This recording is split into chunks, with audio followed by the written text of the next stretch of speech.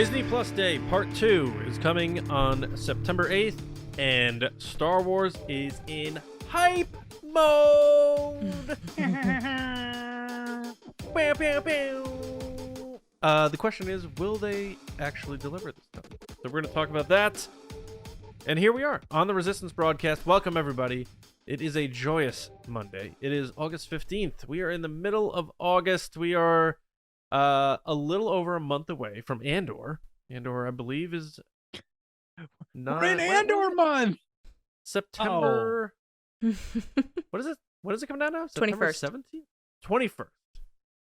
21st. Very excited for that. A bunch of different stuff to talk about today on our news show. We're going to give our takes on all the news, and with me, as always, is James and Lacey. James, I gotta say, man, you drank the hell out of that sandcastle in the sand on our Patreon. Lego Star Wars Summer Vacation. Spectacular. Live. That is true. Commentary. I'm just gonna keep saying words about that.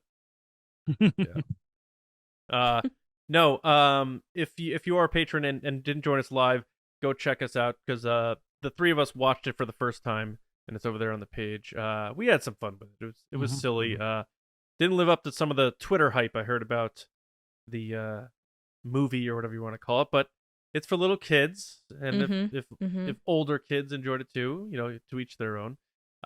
Lacey, speaking of that, Poe Dameron, as me and James, I think, agreed more so, was painted extra silly in that, but the real Poe Dameron himself, Oscar Isaac, recently saying they're changing his tune a little bit. It's not pushing my cards to the center. I'm out. He's saying, good story, good director. Kathleen Kennedy rings me up. What are your brief thoughts on Oscar Isaac slightly opening the door of his X-Wing to returning? I would love him to come back as Poe Dameron in a sequel trilogy. Sequel trilogy. No, I would love for him to come back as Poe Dameron. I think he did an amazing job. We all know that character was supposed to die originally, and it didn't because he was so good. It is weird, though, because he was one of the first people that was like, no, I will not be back. Maybe if I need a new house, is the exact quote he used. Right. Which was kind of like, rubbed a lot of fans the wrong way, because we love this stuff and we want the people that are involved to love it too. Yeah. But I'd really like to see him come back. John, you and I have talked about how it would be really interesting if he came back and then died, because then it would drive the story forward for Finn and Rey. Obviously, he doesn't have to die, but that could be a way to bring him back, but then not have him commit to 3, 4, however many movies. Yeah. Because he said that time is a big thing for him, because he has kids, he wants to spend time with them. So, how much time can he commit is the big question. I agree. What better way than having whatever new villain they introduce kill Poe Dameron, break the hearts of all the kids who first fell in love with the character and that sort of thing. That would be interesting, and maybe that's more of like the middle ground of getting him to come back. You're not committing to 3 movies here, that sort of thing. As you brought up, he did mention it's tougher with his schedule these days, even though he was pretty all in on Moon Knight. But James, thoughts on Oscar Isaac? Anything? Does it spin the dial one way or the other for you, or what's the deal? I think I'm muted. All right. Yeah. Does his coming back? I'd see, the thing is like, I've always kind of felt like this would be the case, even though he came back and was making the jokes about the house and all that. It's just because I think the big clue was that he said, I'm done with big franchise movies, but then immediately did Doom. Or Dune, I'm sorry, yeah. And it was just kind of surprising, because that was all about reshoots and big press tours and everything that went into that as well. So I always was like, well, then this is one of those things. And he joked that it was about the money, but Oscar Isaac, like, it's probably going to be more about the script and the right director and, the right producer and all this stuff. And then lo and behold, this comment, that's exactly what he says, given the right circumstances, the right people, nothing's off the table. Nothing's off. So all of that made sense to me. Mhm. Yeah, I'm not. It doesn't like move the needle one way or the other for me, but yeah, it would be cool to see him come back, and the fact that he's warming up to it, and Boyega had been sort of warming up a little bit too, and I think Daisy's just been quiet the whole time because they probably have a secret deal with her, like you're coming back. Doesn't matter when. But yeah, we'll see. But we have other stuff that is actually on the horizon that we are going to be talking about, and who better than James Baney to do that, because he does this every time we do this episode. Take it away, James. It's the Resistance. All right, Resistance Report this week has a lot of stories that cover a lot of things coming up. All the shows and all the, shows that are coming out for Disney Plus. Right. First one kicking us off is Rosario Dawson was recently doing some press for it was kind of involved with the Marvel Defenders that was airing and stuff, like all this stuff about these shows coming to Disney Plus. But she was out at a convention and was doing an interview and was asked a couple Star Wars questions. And there's kind of there's a couple Star Wars things in here if you guys want to go to the article on Star Wars Newsnet and kind of check out each one of them individually. But I feel like the two that people are coming off of this interview are, number one, that Dave Filoni saw a rough cut of one of the episodes and that he described it to her as a religious experience. Now, there was more details that she puts in there about, like, who she was talking with and all this other stuff, but it's kind of interesting. And then I'll say the other one that was thrown out was, what does she think of Thrawn? And she definitely led into like there's not much I can say about that guy because that may or may not be something that's relevant to our show, So they're really locking that one down, as that's even more so now clear that Thrawn is going to be involved in the Ahsoka show. I'm going to start with John on this one. What were your thoughts on actually all of her comments? If there's anything else that stuck out to you besides those two? Well, it's tough with Rosario Dawson because she's got loose lips and she's been known to just say things, and whether it's retweeting or Instagramming a rumor about an actor being cast as Ezra, or Hayden Christensen coming back for Ahsoka. She also Instagrammed. It's either she's just like, this stuff's not that serious, I'm just having fun, I want the fans to enjoy this with me, or she's just like, oops, I shouldn't have done that, like, ooh, I think it's more of the latter. Yeah, Rosario Gilroy, because she did tweet out that the whole Punisher thing that went nuts. People were like, oh my god, she said the Punisher's coming back. Yeah. And she tweeted out, she was like, that's what I get for listening to a fan in the autograph line, I'm so sorry, like, I was just really excited, I get too excited and I just say stuff. She's the Hagrid of Star Wars. I shouldn't have said that. She'll bring you a cake on your 11th birthday. Yeah. I shouldn't have said that. But it's good to hear that Filoni said that in-house. Until I hear Dave Filoni say something that he wants people to hear and wants the public to hear, I'm going to take that with a little pinch of cinnamon in terms of how meaningful it is. Because one, I don't see a situation where Dave Filoni is going to do anything with Ahsoka and be like, "Oh, we missed the mark on that one," or tell her that it was bad. Right, right, and that's a great point. You like people like Dave Filoni, you always want to lift up your actor and that sort of thing. So, especially she's still pretty new to the character. She's did a couple of appearances, but now this is the big one where she's going to be the star. Like, she's not the third person on screen you look at when you have Grogu, Luke Skywalker, and Ahsoka, or what have you. Granted, in The Mandalorian, that episode was pretty much hers, but it's still The Mandalorian show. And now it's time for her to take center stage, take over this character that a lot of people have loved for a very long time, that was shepherded by Ashley Eckstein. So, but Filoni's Ahsoka is Filoni's baby, and the last sort of like link to George Lucas era stuff via the Clone Wars, and I don't think I could see a situation where Dave Filoni's going to create and showrun something with Ahsoka, and just ever think like, yeah, it's all right, you know. So this doesn't really do too much for me hearing that. The Thrawn stuff I think is funny because it's like with Cameron Monaghan recently being asked about again, would you want to play live action Cal Kestis? And he's like, I can't say anything. Yeah. That's saying that something's happening.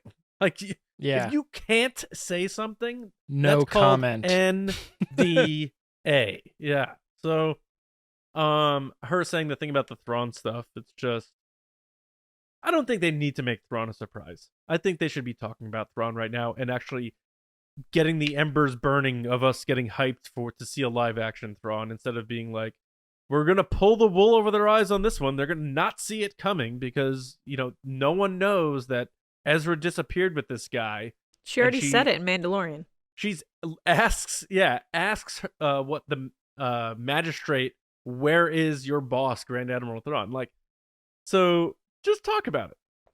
Yeah, I mean, I don't see what the big deal is. So not too much. I don't feel here. like she gave anything away, No, really, she didn't. because we already know that they said it in the show. Where's Thrawn? So we know where the story. We know that character is going to be involved in the story Absolutely. because that's just literally how storytelling works. So I feel like they already aren't hiding Thrawn because Absolutely. they gave us that line. Yeah. Yeah, I don't think there's like too much here where I'm just like, oh. So, but it's fun seeing Rosario talk about it because she seems to really love this. And you know how I feel about that when Star Wars actors are really into what's going on. Juxtapose that against what we were just talking about with Oscar Isaac, and give me Rosario Dawson all day. Because she's all in. She loves doing this. There's clearly passion to it. She obviously has to sit in a makeup chair, probably a total of putting on and taking it off, probably Volume. 8 hours a day. They just put it on her in post. So, right. So no, but yeah, it's fun to see her do that. I'm excited for some more real hype coming, and not just these fan questions in an literal echo chamber. I couldn't really hear much in those video clips at a non Star Wars convention, but I'm glad she's all in. Yeah, Lacey, any thoughts to add on either one of those comments or any of the other ones about Luke Skywalker, for instance? So this took place at C2E2, which is the Chicago Comic and Entertainment Expo. It's run by ReedPop, so it's actually a branch of the company that does Star Wars Celebration. So it's no surprise that they had a really good lineup. They had Rosario Dawson. They had Vivian Lyra Blair, who plays Little Leia. They had Rupert Friend. And then Moses Ingram as well. So they had a bunch of Star Wars people there. It was cool to see her kind of in her element. Rosario Dawson loves fans. And hearing her talk about how Dave said it was a religious experience isn't surprising, because we know Dave loves Ahsoka. He's literally shoved Ahsoka in every single project that he is involved in. So it's no surprise there. I did love hearing her talk about Carrie Fisher, because I believe I was at the show when I used to work for them at the C2E2 that she was there for with Carrie Fisher. I think I was. All I know is that every show I ever worked that Carrie Fisher was at, she was so giving with her time that it was really nice to hear Rosario Dawson that she kind of takes notes from Carrie and spends time with fans. And all the pictures and comments that I saw over the weekend of people tweeting and posting on Instagram of Rosario Dawson was, she took time to talk to me. She said hi to my daughter. We took pictures together. She was willing to do any pose we'd like. She was just so nice. You just love to hear that. You love to hear that fan experience is a good one. Because there's no one that's better with fans than Mark Hamill, and Carrie Fisher was probably the best. She was hilarious. She would throw glitter on people, and it was just really funny. But other than that, it was nice to hear about her training for Ahsoka, and her talking about how she's in her 40s and she's learning martial arts, and she had learned early on in her career that people would be like, oh, by after 30 no one's going to care about you, and she was like, here I am in my 40s killing it, which I love. But yeah, she didn't really give much away. They talked about R2 versus Chopper, and she's like, I gotta go with R2-D2, because who wouldn't go R2-D2? But she just has a really good sense of humor, and I can't wait to see her in this show. I think she's going to kill it more than we've already seen her kill it. Yeah. And I've said numerous times that The Mandalorian, people are going to hate me for it, but I loved Ahsoka more in that Mandalorian episode than I did prior. That's just my thought. I dig that. I kind of gave my statements on the Thrawn thing. I think that she actually handled it pretty well, because when you're kind of put on the spot, like, what's the story with Thrawn? She knows all this stuff. We know she knows all this stuff. She just kind of deflected a little bit, like, what is that guy? You know, like, I think she made some sort of joke. It wasn't this, but it was like, find my iPhone or something, like some sort of like get a tracker on that guy or something. But the one thing I thought was funny when I read the story about the religious, or not read the story, but, you know, saw the clip of the religious experiences, I thought, you know, we don't really know how often he uses that phrase. Like, it could be just something where it's like a thing that he goes to. It's like his phrase that he, for everything, like, oh, this baby Ruth is a religious experience. Yeah, how is that pizza a religious experience? Yeah. Oh my gosh, I just got out of Interstellar, and it was a religious experience. Like, everything is Interstellar. like, no matter what. So my thought is, like, I don't really know what that means, because he could use phrases like that pretty often. Dave Filoni walks out of church. He's just like, yeah, it was all right. Yeah, it was okay. It's all right. It was okay. It was no religious experience, Yeah. but no, I think that she handled everything pretty well, especially for someone who's kind of known for maybe spilling the beans on something. She even said, like, I might get in trouble for saying this, and I don't know if she would or not over the Dave Filoni stuff. I think she definitely deflected on Thrawn, but the Dave Filoni stuff, I don't know. It's just kind of a personal comment. It might be taboo, but I think she's been in the business enough to know that it is what it is, and she handled it pretty well. I'm sure Dave doesn't care. She's promoting his stuff. That's what I would think too.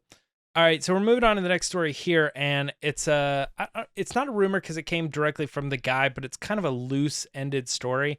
If you happen to see on, what was it? Is it a Hulu? Hulu. Yeah, Hulu released the movie Prey, which was this weird movie where they were kind of hiding, like, what's the big twist? Kind of, they did an alien thing and then, like, spun it, and all of a sudden the trailers are leading you to believe it's a Predator movie, which it is, but kind of a twist there. But the person who plays the Predator himself, Dane DiLiegro, right? DiLiegro? DiLiegro. Yeah. He was doing some press and talking about some of the things that he's been honored to work with, what's coming up in the future. He says, anything I can talk about. I just did some Marvel stuff, so that's pretty cool. I'm currently filming some Lucasfilm stuff, but I can't really talk about any of that. And so you look at the documents, you start looking at what is filming right now for Lucasfilm in the live action category. And the big one I think that everybody's pointing to is that Ahsoka is filming right now. Mm-hmm. And what's the other one? Oh, Skeleton Crew, right? Yeah. So he has seemingly a part in one of these two live action shows. And since he's involved in being the Predator and the makeup and kind of a physical actor, you start to wonder, well, does that mean alien, some costume, some sort? So people are making all sorts of different theories. We can get into those here. I'll start with Lacey. What are your thoughts on Dane doing the either Ahsoka or Skeleton Crew for Lucasfilm? So I haven't seen Prey. So I don't really know. I've never seen Predator, so I'm speaking from like no knowledge of those movies. But my understanding is he's playing the Predator, which is like the big kind of monster character, right? So I guess my first question is, does that role have any talking parts? Probably not, right? It's just like a monster. Yep. So I don't see, from my understanding is he's saying he plays a small role, but he doesn't play a role where it's a bigger role like the Predator. Now, if the Predator doesn't speak. You want me to give you the quote? Oh, sure. No, I'm looking at the quote right now, but yeah, you can read it. Go ahead. Yeah, it says they're not always huge. He says, I'm currently shooting a Lucasfilm production. They're not always huge title roles like the Predator, right? So he's saying, I am the Predator here. I'm the title role. So the other one's kind of a background character. But he says, but it's nice to be involved in things under those umbrellas. It's an honor, and it gives me tremendous sense of pride. Right. So to me, to say that because I know in this article, kind of the idea was, oh, maybe he's playing Zeb. That would be a pretty big role to me, I would think. So it seems like to me that he'd be playing like a background character, like a background alien or creature in a bar somewhere, some type of, I don't know, creature, an alien that has a moment but doesn't stick around for the whole series. And that's where I'm at. And look, I think it's cool that he's a part of these awesome things like Marvel and Lucasfilm and Star Wars. I don't think it's crazy that he admits that he's in them. Who cares? I think this falls back into that secrecy thing of it doesn't really have to be a secret. He can just say that he's working on it. It's really okay. Because he didn't give anything away. But good for him. That's really exciting. And I hope he had a really good experience on both sets. Yeah. John, did anything stand out to you? And do you go with the speculation that it could in fact be Zeb? These are tough because when I think of him, the first person who comes to mind is Jonas Sotomo, and former basketball player, tall, athletic. They get him in there, and all of a sudden, Jonas just takes over Chewie, and for good reason. And we obviously met Jonas, and just the nicest guy in the world, and who better to take over that role. But it's just like the parallel there, like, former basketball player, 6'9", 6'10", what have you, now getting into acting, and it's, doing these sort of in a costume roles, not doing the dialogue, that sort of stuff. So I see a lot of parallels there. He's certainly not on Jonas's level yet, and never will be, because Jonas is a legend to me. But I don't know if I buy the speculation. He could be playing just some monster. He could be playing a Wookiee. He could be playing a lot of things. But if he is doing Zeb, I think they would still get Stephen J. Bloom to do the voice, because they'll probably do, like, there's no reason. It's such a distinct voice, and if you need to have makeup and masks and stuff anyway, that even though you have all these other recasts, I think that's the smart one where you bring back the voice actor and keep that what it is, because so much of Zeb's personality is that voice, whereas with a lot of them, like Hera, you could just have Mary Elizabeth Winstead be Hera, stuff like that. So and that's no offense to Vanessa Marshall or anything like that. I'm not trying to say that, but she has a more human, pretty regular voice, whereas Zeb has this just large, huge voice. When you hear it, you're like, that's Zeb. That's him. That's him. So I could see a combo where this guy maybe is in the suit. They need someone big, like to a move Ray around Park and stuff. Yep. And then you have someone else handling the actual acting in terms of the voice and the presentation of the dialogue. So if this is that, I think that's exactly how they're going to do it. I don't think this guy's all of a sudden going to be, this former basketball player is going to be tasked with being this Scottish huge personality, or what Zeb's supposed to be. So but it's, I don't know, like James, like you always say, like there's a better chance he's not going to be, right? So but yeah, but if he is, I think that's how they're going to do it. Yeah, the odds are always like it's either Zeb or literally any other creature or person in the entire galaxy of all Star Wars. Yeah, look at Mando with, like, Brendan Wayne is the Mandalorian, but it's Pedro Pascal. He's doing all the dialogue and stuff. I think that's the way that they would go if this guy is indeed playing Zeb, but who knows? Again, he could be a Wookiee, he could be anything. Yeah, the thing for me was the tricky kind of quote that it's not the biggest role, which made me think like, okay, so he is sort of background. I still think, I think you're right, Lacey, that Zeb is a big character, but I feel like Zeb could fit into it's Ahsoka's show, and Hera's already playing a bit role. So one step further away is Zeb, who's just like in the scene or in the background or something, and they're just kind of throwing him there. Maybe he has a line or two or something. No big deal. I think it's interesting speculation. I looked at this guy's height. He is 6'9", so he is definitely playing a tall character. And like I said before, he doesn't do any, I mean, it's not that he doesn't do, but in his role right now in Predator, he doesn't do any voice acting. So it goes to show that he could just be what we're saying, like a character like a Wookiee that doesn't have a voice, that they just replace that voice. And so that does kind of pull away from Zeb, because Zeb has a voice, but you brought it up, John. I like what you're doing there. I think they could easily just replace the stylings here of the sound of his voice, and that'd be that. I don't know. It's loose. He says he's working on Lucasfilm, so technically, could it not be anything else? I mean, nah, probably not. Willow, anything, nothing. Some we don't know about. Who knows? And Skeleton Crew is completely wide open. If he's in it, he's in it. He could be a bear, Yeah. He could just be a thing that they need. He could be like the Predator of Skeleton Crew, that all the kids are like running through the woods trying to escape. He's like the villain that doesn't have any lines or anything, but it's like Willow's done filming. something. Indiana Willow's Jones is done filming.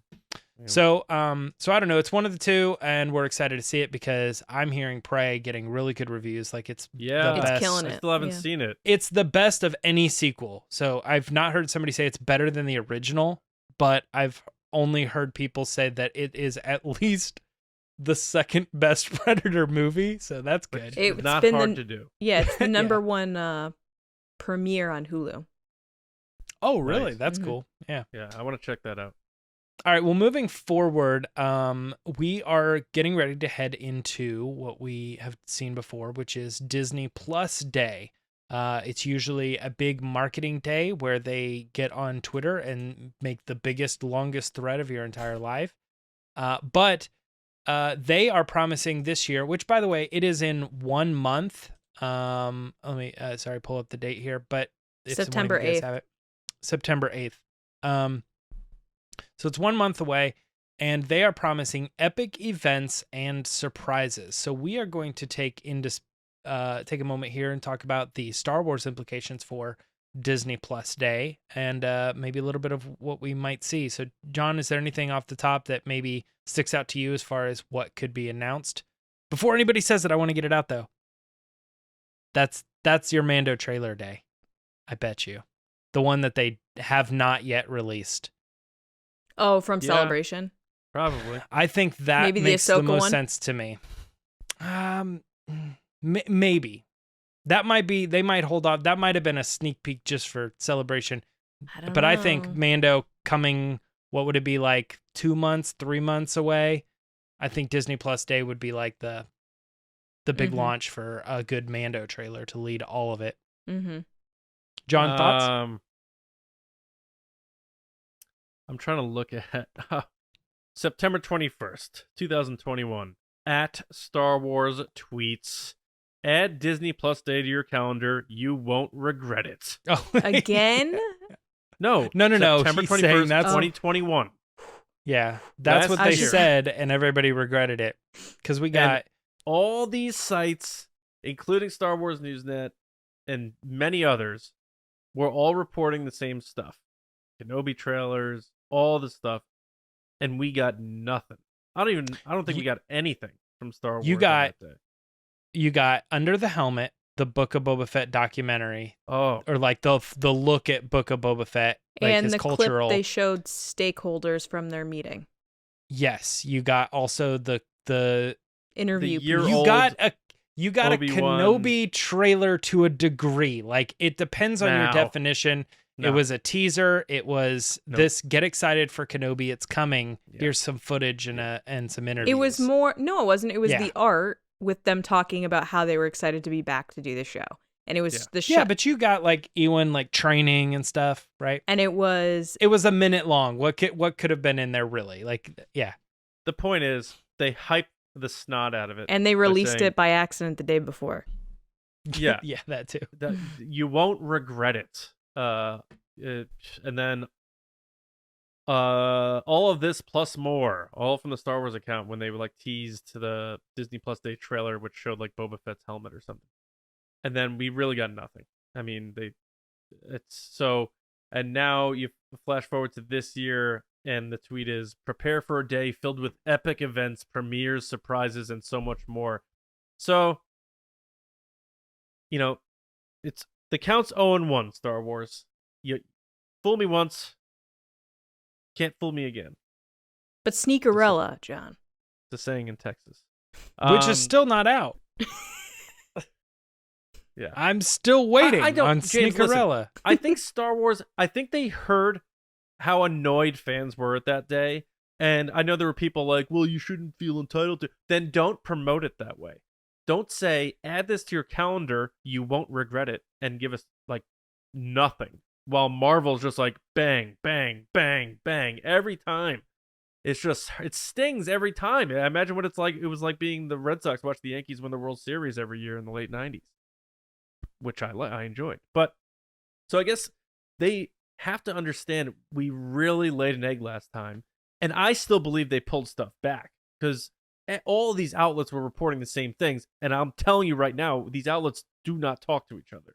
So and something was going on. that video clip had all those logos in it. Bad Batch, Andor. Yes. It had all That's those right. logos that, like, why wouldn't you talk about these projects, but yet have them in an overall video? Lucasfilm and Disney heard the reaction to what happened from Star Wars, and they're going to make up for it this year. I'm just not going in.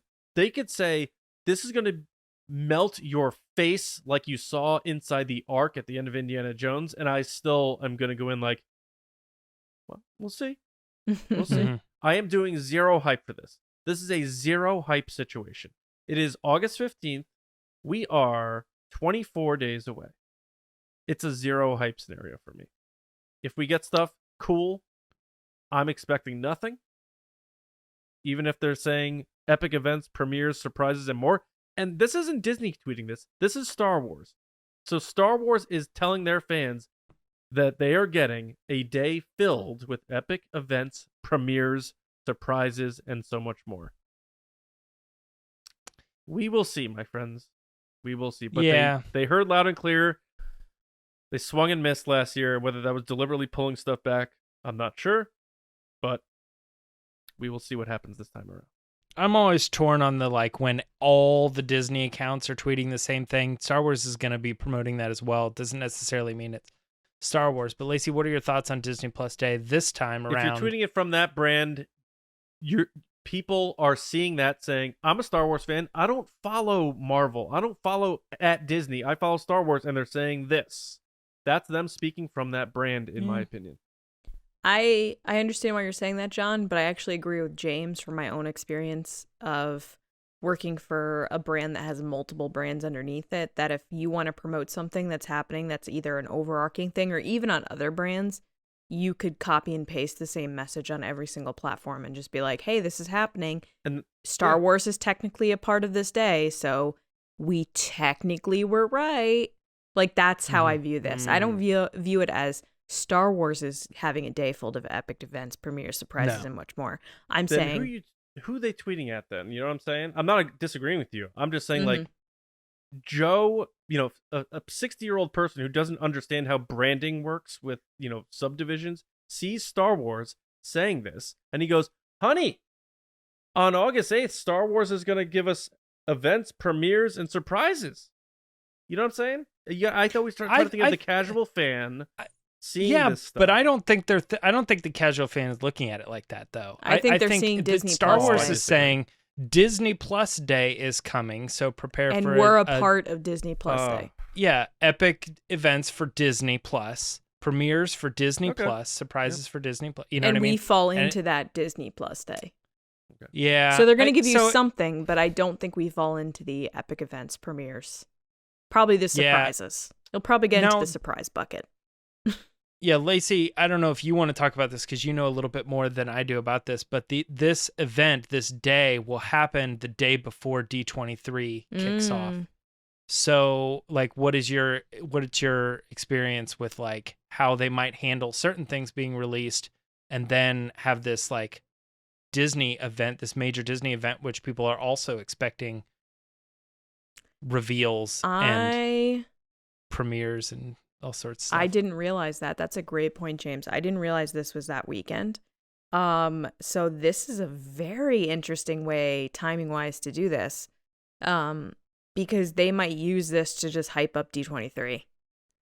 They might announce some stuff, but then say, and we're announcing big panels happening tomorrow, so stay tuned for that panel happening tomorrow. Like, they could use this day as just like the Sneakerella announcements. And then, have one big thing for Marvel or like what's next for Marvel. But if they have D23 coming, we already know from San Diego Comic-Con that Marvel has announced they have multiple things being announced at D23. So Lucasfilm has to come with something to D23. And I guarantee that's coming from the top down of like, hey, you need to bring something to this event. So I don't know what they're going to announce on Disney Plus Day. That's weird. I went into this with a completely different frame of mind until you just said that, James, because I totally forgot about D23. The only difference here is that Disney Plus Day has to be Disney Plus content. So that's more Bad Batch stuff, probably. Like, when does Bad Batch release? So this could be maybe the first episode of Bad Batch or something. So you could announce Disney Plus should look into that. Specific stuff, obviously, like Mando, which I think you're right, James. I think we're going to get that trailer that they showed at Celebration. They're just going to reuse it for this. I think if they're going to make Star Wars announcements at D23, they probably will be movie announcements. That's what I was going to say, is like, it seems like the D23, the Disney Plus Day would be more specific to the stream. Yeah. So the release date for Bad Batch Season 2 is September 28th. Week after Andor. Okay, interesting. But what day is this? Premiere This is September 8th.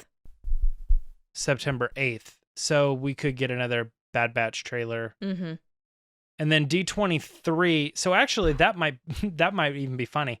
They might do that just like that, to be like, oh, that's our Disney Plus Star Wars. And then the next day be like, Disney is doing live action Star Wars, and make D23 the bigger day with Mandalorian and potentially like Ahsoka footage. Like, kind of maybe do like a combo thing where they put things together. I don't really know. I feel like that should come out on Disney Plus Day, but like, there's no movie news. I'm ready to be heard That's the biggest again. thing Star Wars has. Yeah. Is live action television. So I have no idea. yeah, I like. But I'm following John's footsteps and going in with Exactly. no expectations. Just be surprised that, oh, you're like, oh, that's a day. Yeah, Lacey, cool. what I did- hope what something did you interesting tweet? happens. I was like, surprisingly spicy on Twitter. Oh. I was proud. You wrote, okay, sure.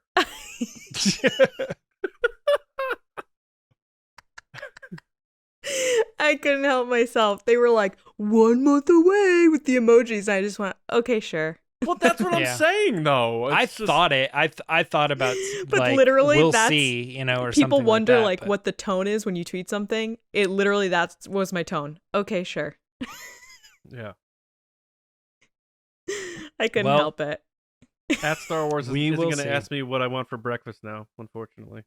But hey, what are you gonna do? We got one more story this week for Resistance Report, and that is that Ewan McGregor says that he would be interested in coming back to play Kenobi, right?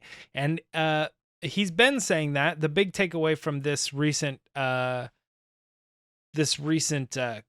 clip, or this line that he says, piece of dialogue, is that he says he thinks it will happen eventually, right?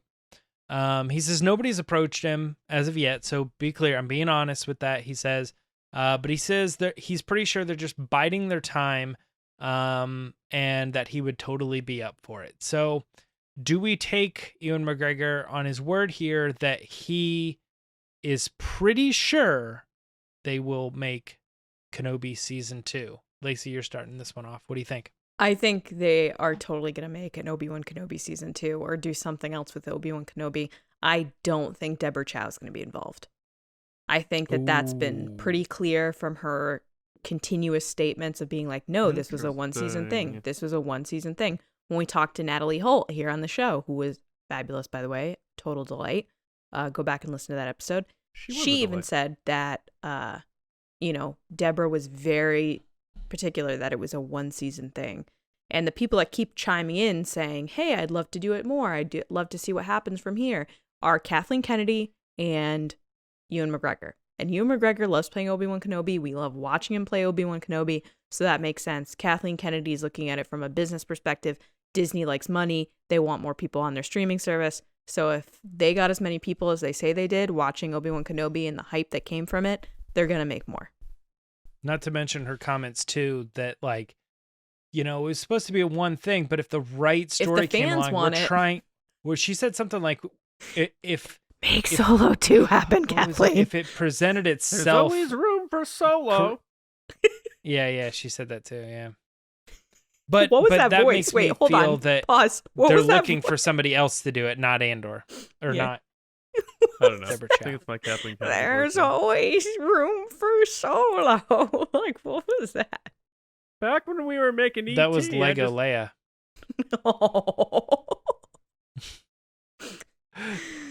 Oh, jeez. All right, we're all over the place right now.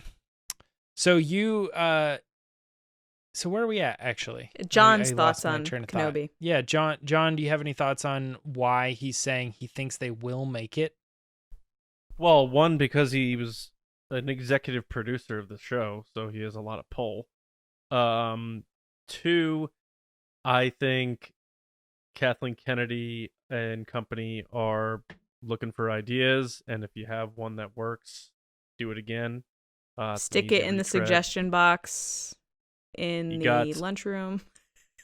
He's got all the assets to bring back. Yeah, the actor that everybody loves, he wants to come back. It's a lot of no-brainer type stuff. And I would love to know what the budget was on Kenobi. I think it's probably lower than a lot of the other series. We've got we've the seen, sand. but I don't. I'm sure if they make it, I will like it because I always, when I'm watching Star Wars, I always like look for the things I like, and I just Mhm. always root for it and stuff like that. But man, the way they ended Kenobi, I was like, they pulled it off. They stuck the landing. They Carrie Strug on one leg, stuck the landing. Mm-hmm. I was like, wow, they did it. And now it's like, what are they gonna do? Like, unless they do the thing James said, which is like, well, if we're gonna wedge a Vader situation in between episodes 3 and 4, you can definitely wedge a Maul situation in between Rebels and the Phantom Menace. Or Clone Wars, whatever. So unless they do the Maul thing, I don't know what Ray Park's situation is. I don't know who they would bring in. Like, I don't want to see Obi-Wan Kenobi working alongside Tusken Raiders and having one of these Boba Fett type of things. It has to be big. You can't make a season 2 and have it be less epic than Vader versus Obi-Wan Kenobi. The only way you can get close is if you do a Maul thing. Otherwise, But I don't want yeah. to see. I don't need to see a live action show of Obi-Wan Kenobi learning how to become a ghost. It's just that's a fan service thing to me. Let's get Qui-Gon and Obi-Wan together and have them, learn how to become one with the Force. I know that we haven't seen it, but just because we haven't seen it doesn't mean we need to see it in a live action. I just don't know. I don't know. I feel like they'd be pulling from the well a little too much. I don't know. I don't know how I feel about it. I think it's gonna happen for those reasons. Mhm. He's the executive producer. He can be like, Kathy, let's go. Let's do this. Disney, Mhm. you want viewers? Boom. Obi-Wan Kenobi season 2, 6 episodes.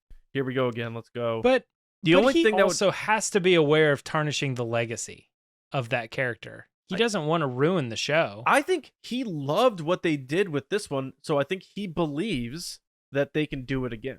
Yes, and I think the he only believes he wants to keep playing it. He said he over and over again that there's plenty of time before he turns into like Alec Guinness. Right. And there's not a lot, but because he's such a young looking actor too, and they Mhm. they can try to age him up, but it's getting Mhm. it's getting a little close. To me, it's different from the Alden and Harrison Ford thing. But they can't bring Vader back. The way those two parted, that's it. That was the last time they saw each other. If they do that again, I think people are gonna be like, "Get out of here with this. You're doing more Vader." Like, that would be ridiculous. Right. So the Vader thing's gone. That crutch of awesomeness, the golden goose, Mhm. off the table. Unless they they do one do of a those. Vader series. Vader's over here, Obi-Wan's here. They don't interact, but he's in this series. I don't want that.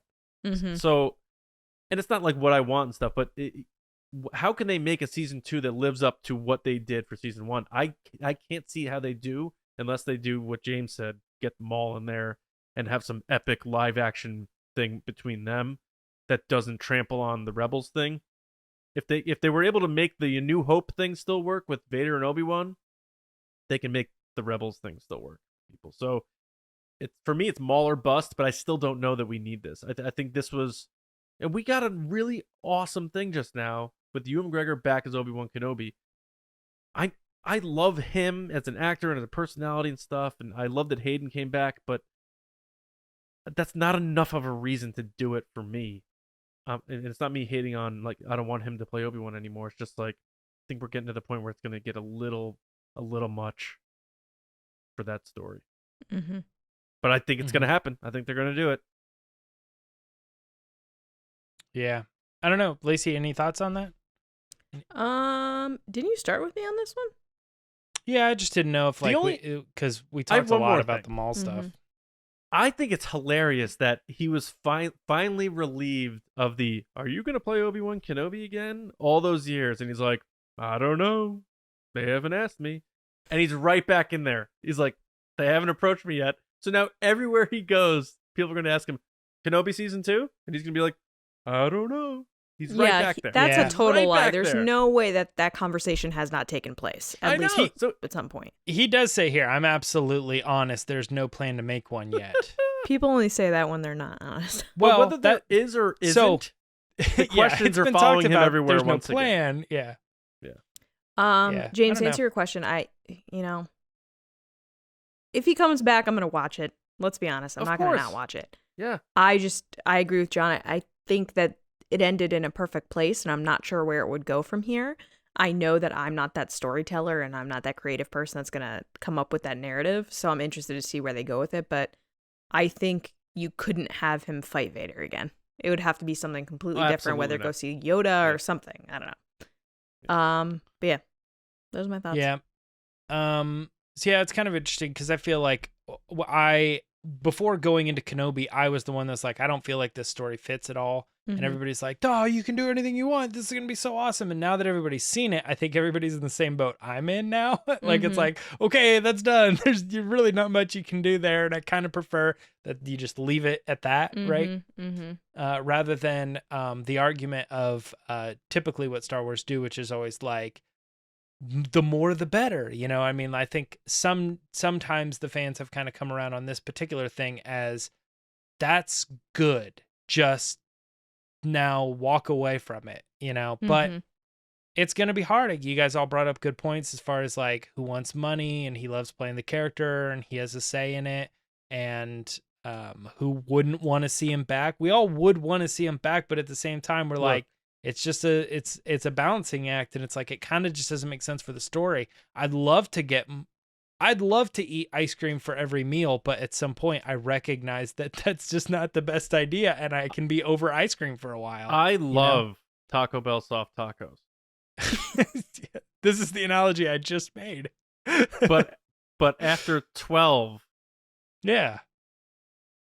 we get it's okay it. To be you like, won. We get it. Yeah.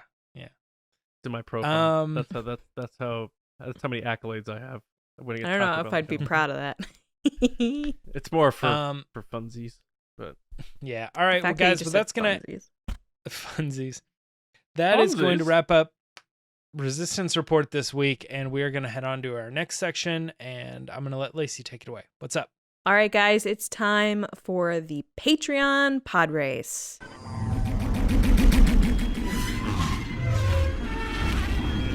So there are lots of ways you can support us. You can follow us here on YouTube, comment, subscribe, and ring the bell for notifications so that you never miss a video. You can follow us on Twitter at RBATSWNN, on Instagram at The Resistance Broadcast, or on any audio platform like Spotify, Apple Podcasts. Thanks to you guys, we do get recognized from those platforms. Like Apple Podcasts had us as one of the top podcasts on May the 4th, which was awesome. And it's because you guys take the time to write your reviews and to rate us and to listen in, and we truly appreciate that.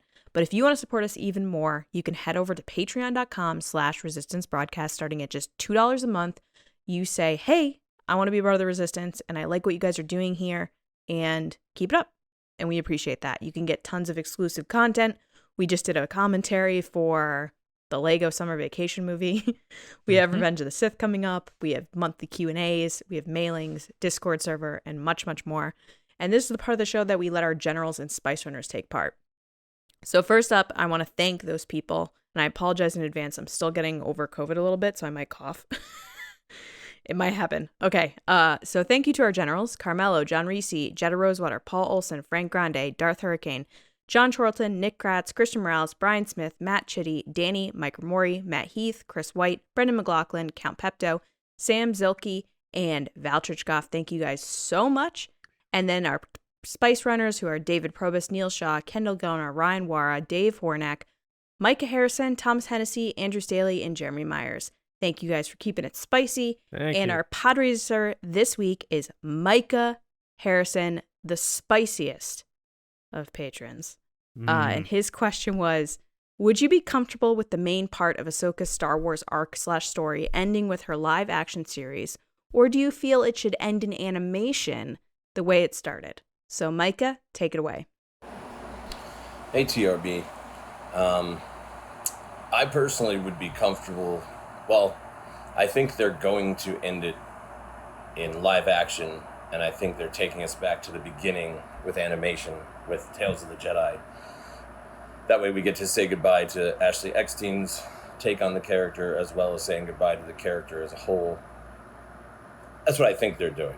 Maybe I'm completely wrong, but showing the beginnings of Ahsoka in animation, bringing back Ashley Eckstein, is a nice touch. I think everyone would have been disappointed if they didn't get to see some version of her back in the role again. But I'm excited to see it in live action. I think, as big a fan of animation as I am and the animated shows, I think the live action is going to be really cool if they pull it off. But thank you for the question. May the Force be with you all. Awesome job, Micah. It's always great to see you and have you on the show. So, John, what'd you think? Well, first of all, good to see you, Micah. Definitely missed you at Celebration, but I knew you couldn't swing it. But it's good to see you here. I know you're a big Ahsoka fan, and that's why I wanted to pitch this one to you to get your thoughts. I really genuinely wanted to hear it with you as such a big Ahsoka fan, how you felt about this. You bring up a good point about Tales of the Jedi. You know, you're still going to get that closure as a fan, you know, with Ashley Eckstein, you know, voicing that. So I think that is important, because, you know, she didn't get a chance to audition for the live action, and it's been well reported on that. But you think it ends with the live action series, and I do too. I think Ahsoka there's a good chance she's going to die in this series. It is her series, so I don't know what bigger thing can come after this to have her ending. So I'm with you there, but you got me with the Tales of the Jedi thing. I didn't really think about that, so it's kind of like a nice balance there. But great job as always, man. It's good to see you. I hope everything's well with the restaurant, family, all that, and see you around, buddy. James?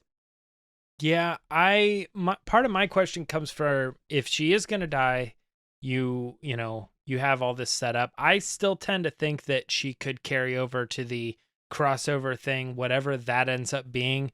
At this point, you never know with Lucasfilm. That was something Kathleen Kennedy said a while ago, and who knows if that's even the plan anymore, to do like a big culmination event. But I could see her going in that as well, sort of a Infinity Star War.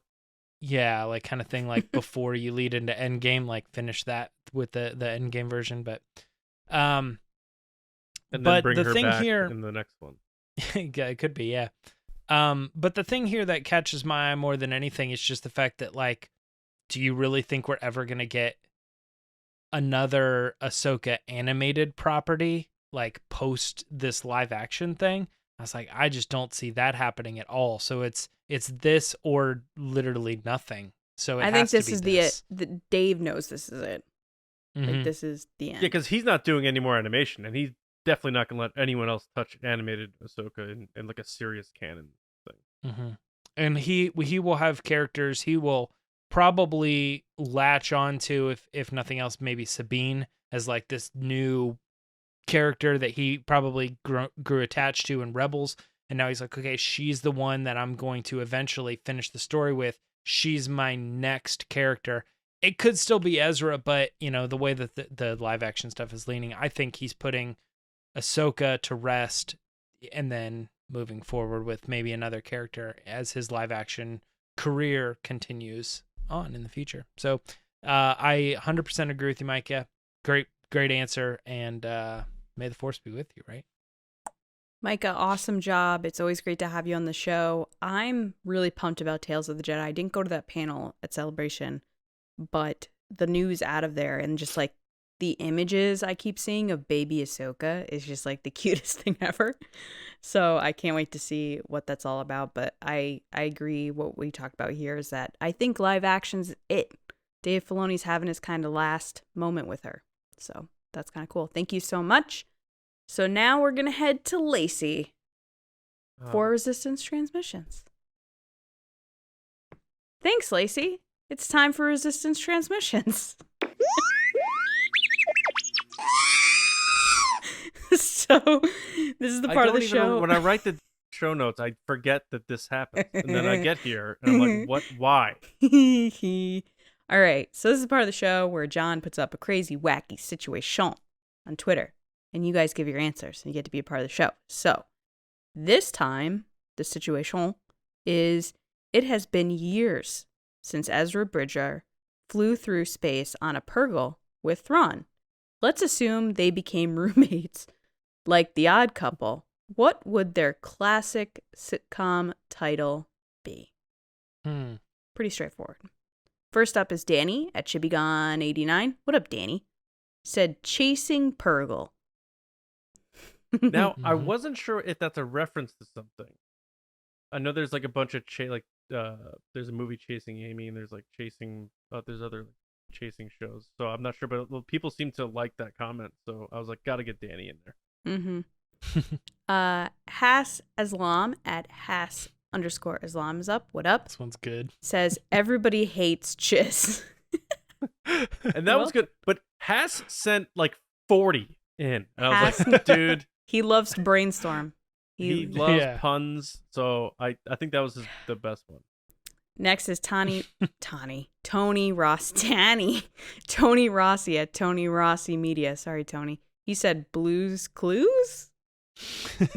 Makes sense. Look, where's the clue? Where's Thrawn? Right. There's Wait, Ezra being like, Ezra Steve. What did you say, guys? Where? Where's Thrawn? Let me get my notebook.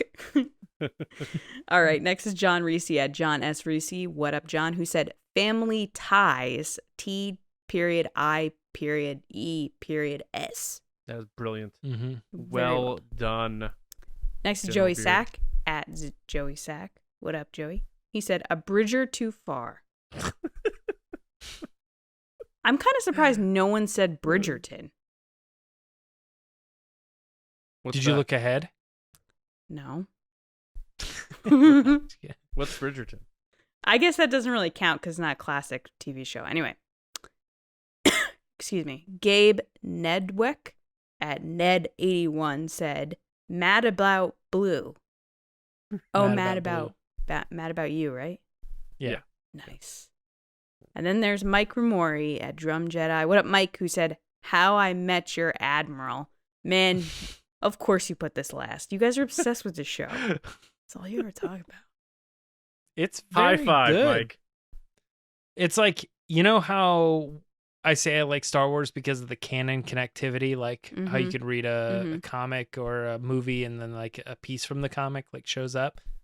They did a really good job, and still today people are like uncovering jokes that like they'd never seen, and I think I see it like all the time. I follow their subreddit, and I saw one the other day where they were like reminiscing back in the day, and there was a sub sandwich laying on the ground with ashes next to it.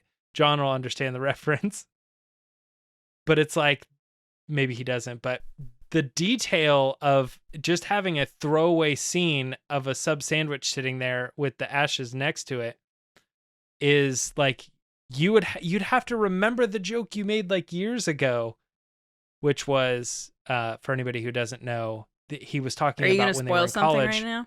No, well, it's just a throwaway joke from random show, but when they were in college and he's telling his kids that they were eating sub sandwiches, and they were all like, right. "Oh man, Yeah. this is the best sandwich Yeah. I've ever had in my whole life." And they're like, "Yeah." And they're like doing this stuff. It was like a throwaway cutaway scene or whatever Okay. seasons ago. Yeah. But then like in the final season, it shows him back in college and there was a sub sandwich on the ground with ashes next to it. Yeah. It's Right, it's like, right.